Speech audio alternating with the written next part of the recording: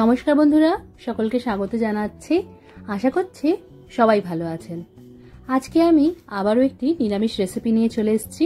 আজকে বানাচ্ছি পনির আর সবজি দিয়ে মুগের ডাল। এই ডালটা আপনারা ভাত বা রুটি দুইয়ের সাথেই খেতে পারেন।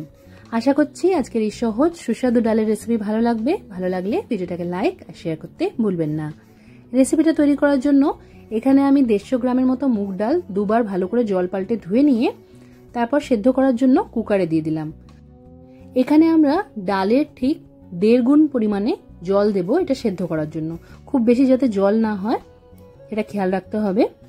এবার উপর থেকে দিয়ে দিলাম প্রায় 2 চিমটের মতো নুন, তার সাথে একটু হলুদ গুঁড়ো দিয়ে দিতে হবে।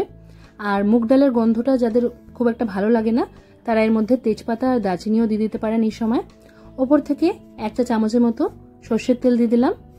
এবার ভালো করে একবার সবকিছুকে মিক্স করে নিয়ে কুকারের লিডটা লাগিয়ে দিয়ে আঁচটা মাঝারি করে দিয়ে একটা সিটি পড়া পর্যন্ত আমাদের অপেক্ষা করতে হবে। যখন একটা সিটি পড়ে যাবে তখন আমরা প্রেসারটা বেরিয়ে যেতে দেব।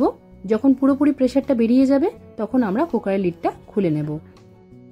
এখানে আমি এখন কুকারের লিডটা খুলে দেখিয়ে দিচ্ছি। ডালটা ঠিক এইভাবে আমাদের সেদ্ধ করতে হবে। খুব বেশি জল দিলে কিন্তু ডালটা গলে যেতে পারে, তখন দেখতে অত ভালো লাগবে না। এবার ওপর থেকে আমরা এর মধ্যে জল দিয়ে দেব। প্রায় আরো 1 বাটির মতো এর মধ্যে আমি জল অ্যাড করে দিচ্ছি।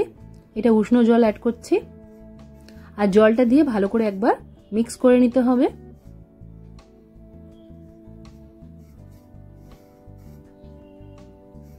এখানে আমাদের ডালটা রেডি হয়ে গেছে। এবার বাকি রান্নাটা করার জন্য একটা কড়াই আমরা মাঝারি আঁচে ভালো করে গরম করতে বসিয়ে তার মধ্যে দিয়ে দেব 2 টেবিল চামচ সাদা তেল। তেলটা যখন ভালো করে গরম হয়ে যাবে তখন আঁচটা একটু কমিয়ে দিয়ে এর মধ্যে দিয়ে দিতে হবে পনিরের টুকরোগুলো। পনিরের টুকরোগুলো আমরা মাঝারি আঁচ রেখে 2 মিনিটের মতো ভেজে নেব। খুব বেশি কড়া করে পনিরের টুকরোগুলো ভাজার দরকার নেই। আর ভাজা হয়ে গেলে এগুলো কড়াইয়ের থেকে তুলে নিতে হবে। এখানে পনিরের টুকরোগুলো আমার ভাজা হয়ে গেছে, এগুলো তুলে নিচ্ছি। আর বাকি রান্নাটা কড়াইয়ে থাকা তেলের মধ্যেই আমরা করব। তো এই কড়াইয়ে থাকা তেলের মধ্যে দিয়ে দিলাম একটা বড় তেজপাতা। এবার দিয়ে দেব গোটা গরম মশলা, যেগুলোকে আমি একটু থেতো করে নিয়েছি।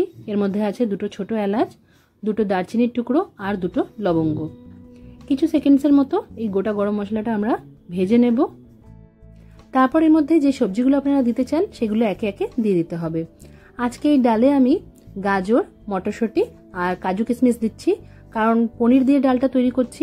বেশি একগাদা সবজি দিলে কিন্তু আবার ভালো লাগবে না। গাজরটা যেহেতু সেদ্ধ হতে একটু সময় লাগে তাই গাজরটা প্রথমেই দিয়ে দিলাম। গাজরটা দিয়ে 1 মিনিটের মতো ভেজে নিতে হবে। তারপর এর মধ্যে দিয়ে দেব কাজু কিশমিশ। কাজু কিশমিশটা আমি একবার জল দিয়ে ধুয়ে নিয়েছি, তারপর জলের থেকে তুলে নিয়ে দিয়ে দিলাম। এবার দিয়ে দিলাম আমি ফ্রোজেন মটরশুঁটিটা। আপনারা যারা কচি মটরশুঁটি ব্যবহার করবেন তারা কিন্তু গাজরের সাথেই মটরশুঁটিটা দিয়ে দেবেন। ওপর থেকে এর মধ্যে দিয়ে দিয়েছি 3টে চেরা কাঁচা লঙ্কা আর দিয়ে দিতে হবে আদা বাটা। এখানে 1 চা চামচের মতো আদা বাটা দিয়েছি। এবার স্বাদের জন্য এর মধ্যে দিয়ে দিতে হবে নুন। আর ডাল সেদ্ধ করার সময় আমরা যেহেতু অল্প নুন দিয়েছিলাম তো সেই স্বাদটা মাথায় রেখে এর মধ্যে নুন দিতে হবে। এবার দিয়ে দিচ্ছি 1/2 চা চামচের মতো জিরে গুঁড়ো।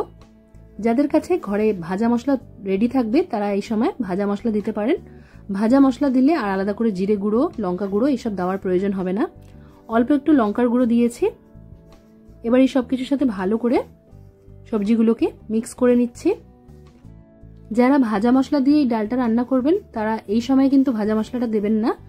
সবজি ভাজা হয়ে গেলে ডালটা দেওয়ার পর ওপর থেকে ভাজা মশলা দিতে হবে। এখানে মশলার সাথে সবজিটা ভাজা হয়ে গেছে প্রায় 3 মিনিটের মতো। এবার আমি যে ডালটা সেদ্ধ করে তার মধ্যে জল মিশিয়ে রেখেছিলাম সেটা দিয়ে দিলাম। ভালো করে সবকিছুর সাথে ডালটাকে মিক্স করে নিতে হবে। এই সময় আঁচটা একটু বাড়িয়ে দিতে হবে। এবার ভেজে রাখা পনিরের টুকরোগুলো দিয়ে দিলাম। স্বাদের জন্য এর মধ্যে দিয়ে দিচ্ছি চিনি। আর এই ডালটা কিন্তু একটু মিষ্টি মিষ্টি ভালো লাগে খেতে, তাই এর মধ্যে আমি 2 চা চামচের মতো চিনি দিয়েছি। চিনিটা দিয়ে ভালো করে মিক্স করে নিলাম।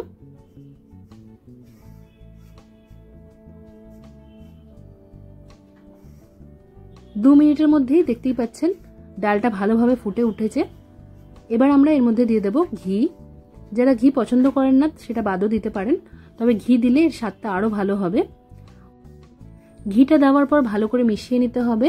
আর 1 মিনিটের মতনই এটা রান্না করে আঁচটা আমাদের বন্ধ করে দিতে হবে।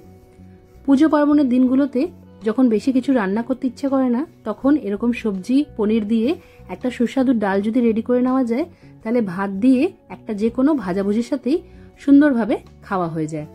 আশা করছি আজকের এই সুস্বাদু ডালের রেসিপি আপনাদের ভালো লেগেছে। ভালো লাগলে অবশ্যই করে রেসিপিটা ট্রাই করবেন। কমেন্ট করে জানাতে ভুলবেন না যে কেমন লাগলো আজকের রেসিপি।